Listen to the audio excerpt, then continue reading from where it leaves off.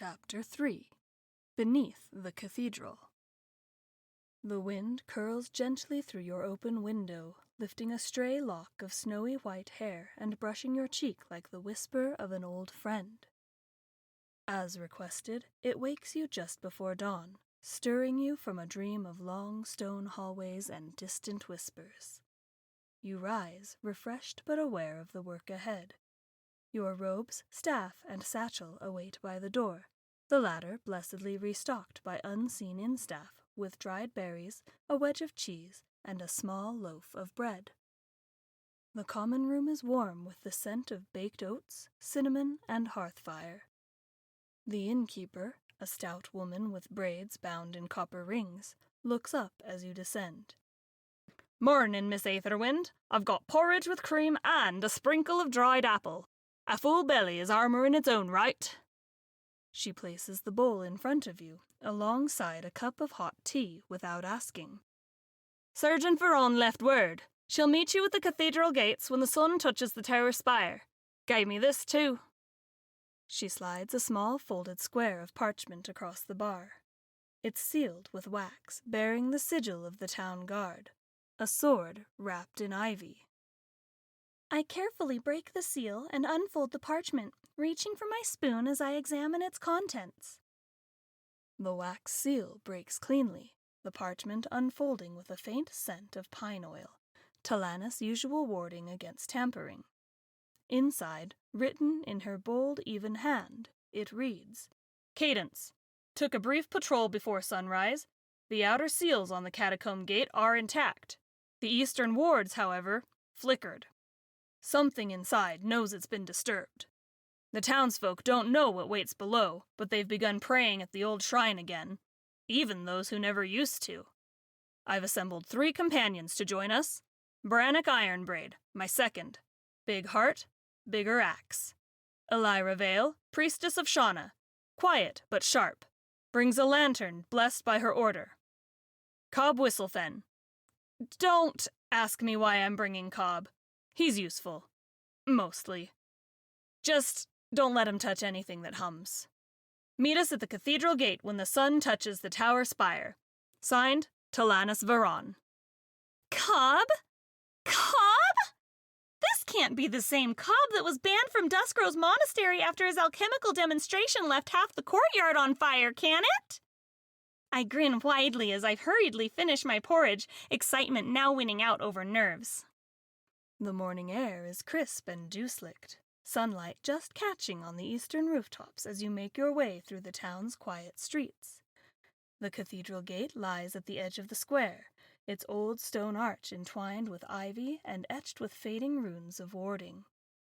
Beneath the archway, your new companions await. Leaning slightly against the gate's stone pillar is a tall elven woman robed in deep navy and gold. Her skin is dusky, and her silver hair is bound in a braid beneath a circlet of moonstone.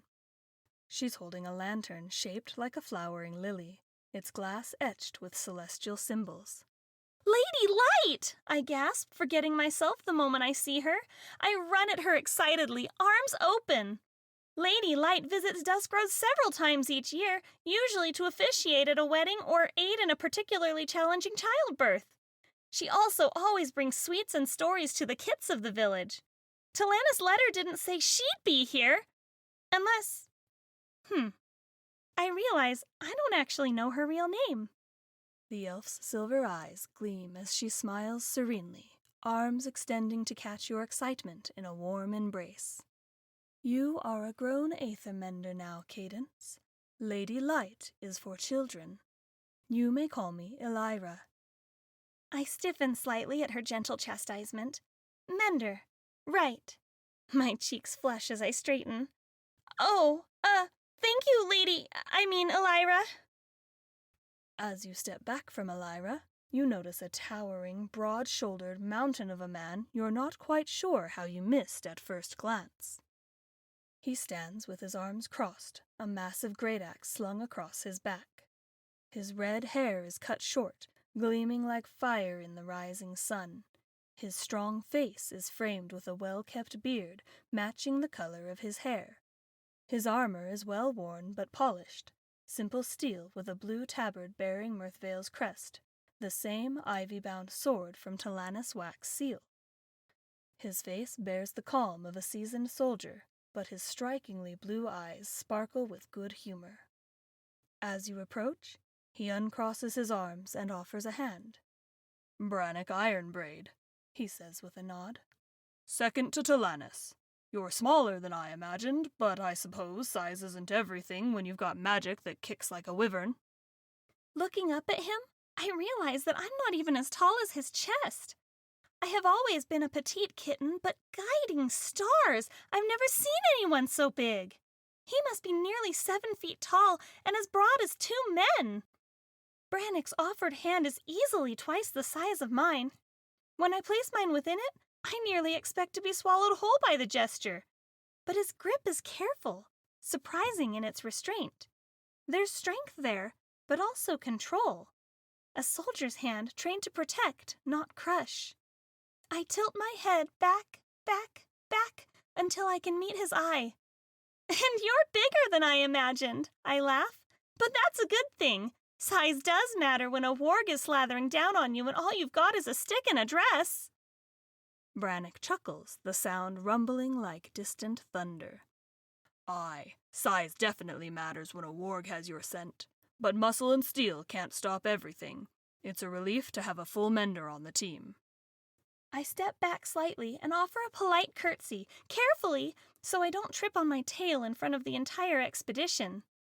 "Cadence Aetherwind," I say, tail flicking once in nervous emphasis. "Aethermender of Duskrose Monastery. Happy to be of service." A disheveled gnome, dressed in a mix of patched leathers, is leaning far too close to a statue of the goddess, poking at its jeweled eye with what appears to be a bent spoon. His unruly hair is held back by a pair of brass goggles perched prominently atop his forehead. His boots don't match. He smells faintly of mint and sulfur. He startles when he realizes you're watching, then beams. "Hi! You must be the cat lady. Mender. I'm Cobb. I made a bomb once that cured hiccups and dissolved the floor. Don't worry, I haven't brought that one today. Probably." "Are you the Cobb? The Cobb who blew up the monastery courtyard? That was the best day of my life!" Cobb grins, tapping his goggles with a crooked finger. "The one and only. Haven't been allowed back there for almost a decade." He laughs fondly at the memory. "Good times." And finally, standing apart from the others, leaning casually against the cathedral wall with arms folded, Sergeant Talanis Veron. She's dressed for battle now, plated leather reinforced with metal at the shoulders and forearms, twin swords strapped across her back. Her black hair is braided close to the scalp, her sharp eyes scanning each of you with professional precision. "Glad you're here," she says, nodding to you. "You all know what's at stake. If you feel something watching you, don't trust your reflection. If you hear your name whispered, don't answer. And if Cobb starts glowing, hit him." "Why would he glow?" I ask, taking a half step back from the gnome with trepidation. Cobb shrugs sheepishly. "It's only happened once. The glow was from a mishap with a mana condenser. I absorbed too much ambient ether and started lighting up like a beacon. Didn't help that I was trying to disarm a trap at the time." A sharp metallic creak cuts through the still morning air as Talanis pushes open the wrought iron gate behind you. She leads the party to the eastern edge of the fallen building, revealing an eerily untouched side entrance to the cathedral. "It's like someone, or something, kept this section from falling," murmurs Brannock uneasily. He cautiously opens the heavy door, revealing a spiral stairwell descending into darkness. The scent of damp stone and something metallic rises from below. Talanis looks at you. "Shall we, Cadence?" "Oh, why are decrepit old staircases always spiral? It's so creepy," I murmur, retrieving my staff from my back as I look down into the darkness. It emits a soft lavender glow as I channel aether through it, lighting the way ahead. Talanis smirks as she watches your wary expression. Spiral staircases are a design to confuse intruders and give defenders an advantage in tight quarters.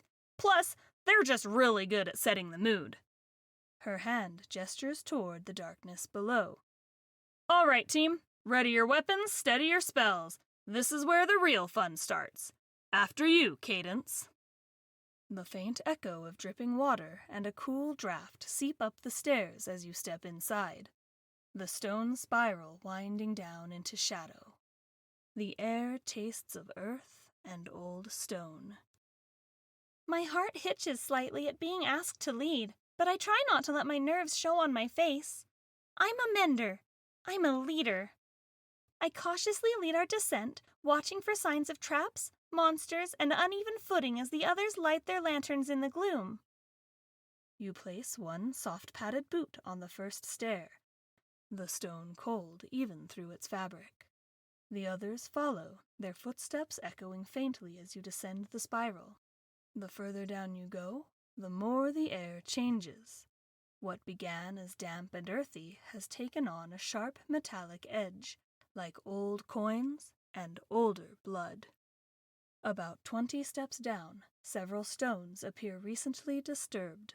Subtle tool marks suggest they were lifted and set back in place.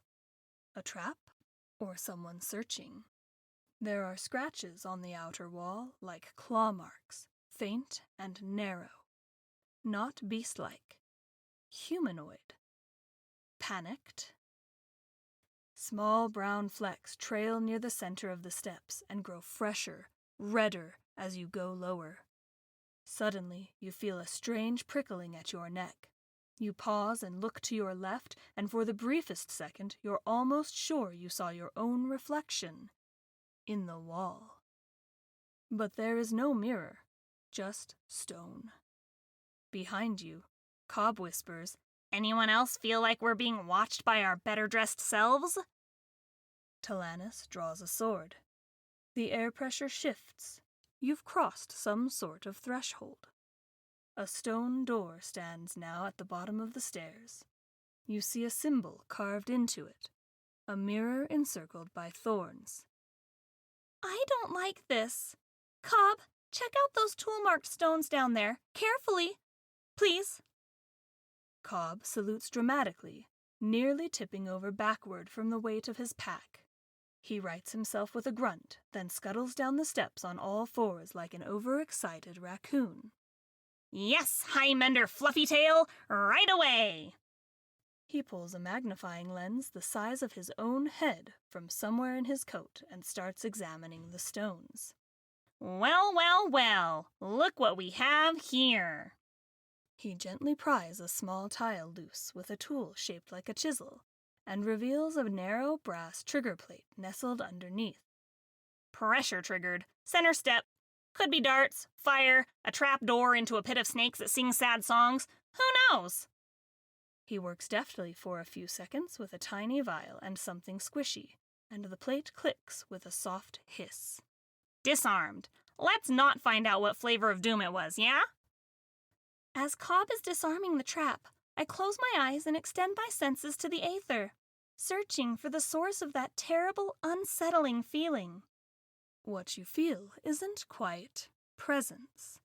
It's a reflection of presence, a faint echo, like someone watching you through a mirror from the inside. Not malicious, but hungry. Not alive, but not quite dead either. There's no single source. It's as though the walls themselves have memory, and something has been feeding on it. More dangerously, the aether here feels thinner, like the veil between worlds has been scratched, not torn, not yet, but worried at by teeth. "We are not alone," Elira murmurs behind you, her own eyes distant. "There is an echo behind every thought in here. It is mimicking us." The door's surface glimmers faintly now, not magical, but polished just enough that if you caught it at the right angle, you might see yourself blink. I approach the door, cautiously running my fingers just above the surface of the stone, feeling for any arcane residue, threads of old magic still clinging to the grain. "Cobb," I say without looking back, "can you check for anything physical? Pressure plates, wire traps, trip runes? The gods only know what they used here." Cobb already has his ear pressed to the stone, muttering, "Come on, baby, tell me your secrets," while flicking at the edges with a soft brush.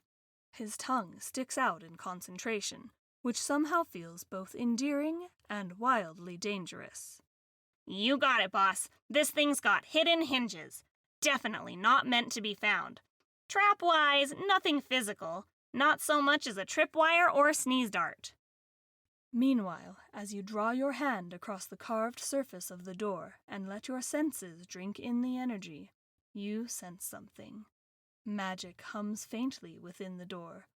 Old, faded, but intentional. A subtle but powerful distraction charm. One that catches the mind like a hook behind the eye. Anyone passing through might feel drawn to their own reflection.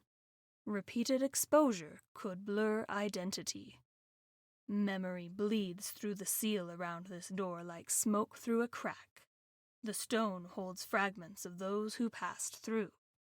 Names, faces, regrets. Unprotected minds may begin to hear voices or feel emotions that aren't theirs. "I could try dispelling it," Elira offers quietly, her hand already gathering silver energy. "I'm not sure we should dispel anything," I say, quickly putting my hand over Elira's as though to stop her casting. "We don't know what this seal holds back. Let me shield us instead." I extend my staff, the lavender light flaring brightly with pulses of aether as I anoint each of my companions with protective magic. Brannock's armor hums faintly, the glowing barrier rippling once over his chest before settling in like a second skin. Elira sighs in relief, her shoulders visibly relaxing as the spell anchors her aura. Cobb's entire head glows for a moment, and he blinks several times. "Do I still have bones? Yes? Oh, good. Carry on." Talanis watches you silently, then nods once in approval as the last benison sinks into place. Readying her swords, she gestures to the door. "Ready when you are, Aetherwind." Elira's fingers begin to glow in preparation for a spell, and Cobb holds out a wand made of... Wait, is that a tuning fork? Brannock readies his great axe, moving far more silently than you would expect for a man of his size. The staircase behind you falls silent. I think back to past expeditions, wondering what a real leader would say next. "Brannock and Talanis, take point. Be ready to fight. Elira and I will handle whatever comes up at range. And, Cobb," I hesitate for a beat, "you do what you do." Brannock grins broadly, rolling his shoulders in preparation for battle as Talanis steps forward on the opposite side. Her swords are raised in a stance that suggests she's done this many times. "Tight formation. No one rushes. Cadence, you call the retreat if things go dark," she orders. Elira stands just behind you, a pair of glowing sigils orbiting her hands like moons. "I have your back," she says quietly. Cobb, still holding his tuning fork wand, gives a cheerful thumbs up. Cool. I'm gonna be doing light sabotage, low-key dancing, and maybe some mild screaming. Vibe-based combat support. Totally safe." Brannock places one massive hand on the ancient door and pushes. With a low groan of stone on stone, the door opens inward into utter darkness. Your senses press forward, and for a moment you feel the tiniest tug of resistance. The magic tries to pull you inward, like the whisper of a forgotten name brushing the back of your mind. But your elemental shield flares, and the pull dissipates. A stairwell descends into the dark, carved in smooth circular patterns. The walls are lined with dull black stone. between each spiral segment is a metal mirror plate, set every few feet like silent sentinels. At the base, maybe 60 feet down, you can just barely make out the shape of an arched doorway and what seems to be flickering blue light beyond it. I cautiously follow the party down the staircase, staff drawn, though its glow eases the shadows only slightly. I keep my senses alert, searching for traps both etheric and physical, and pray that Cobb, who is clearly more experienced in that department, is doing the same. The stone feels old, worn smooth by time. Your steps are soft. Brannock's, surprisingly, are just as quiet. Cobb's footsteps sound like he's stepping only on the edges of each stair, somehow louder and sneakier than anyone else. A distant humming greets your ears, a low harmonic note, almost like someone murmuring a lullaby through stone. You feel a subtle, insistent pulse, not hostile, not immediately magical in the dangerous sense, but aware. Like the whole stairwell is a throat, and you're descending into something waiting to speak. Suddenly, Cobb stops. "Ah, ahem," he says, pointing. "That stair, fourth from the bottom? Don't touch it. Pressure trigger. Probably releases bees. Or spikes. Or bee spikes." Talanis blinks. Bee spikes? It's a thing. I've invented it in my head just now. But let's not find out if it's real. With care, the party steps over the stair, cautiously completing your descent to the base. The arched doorway opens into a large underground chamber, lit by strange etheric blue flame sconces. The room is circular, with a high domed ceiling.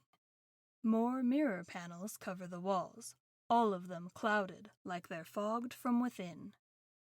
In the center of the room, you see a stone pedestal, a mirror fragment roughly the size of your palm atop it. Unlike the other mirrors, this piece glows faintly purple, eerily matching the hue of your staff. There is no sign of movement, but the air feels charged, like the moment before a thunderclap. The mirror fog bites at my senses. My stomach churns. It feels unnatural. Wrong. I'm going to attempt to cleanse this room, I announce. Be ready. It may make something angry. The moment you speak your intent aloud, you feel a faint ripple in the aether, like the room is holding its breath. Brannock grips his axe tighter, eyes scanning the chamber as Talanis shifts into a wide-legged stance, swords at the ready. Elira's hands begin tracing sigils in the air, readying defensive wards. Cobb balances on the balls of his feet, humming under his breath. I call this one Prepared Panic. Real upbeat. As I step forward, my lavender light casts soft shadows across the fogged mirror walls. I begin to call upon the elemental balance within myself, willing the energies of the wind to sweep outward like a veil. A warm breeze spills through the chamber. One by one, the mirrors clear, the fog evaporating as if wiped clean by invisible hands. And in each reflection, your party appears as they are. The instant the last mirror clears, a shudder passes through the floor. A faint whisper, just on the edge of hearing. Return the pieces. The mirror shard on the pedestal begins to float, pulsing in time with your heartbeat. Talanis raises her blades. Well, I think we found something angry. A sibilant hiss echoes from behind the pedestal, and a pair of luminous eyes opens in the darkness beyond it.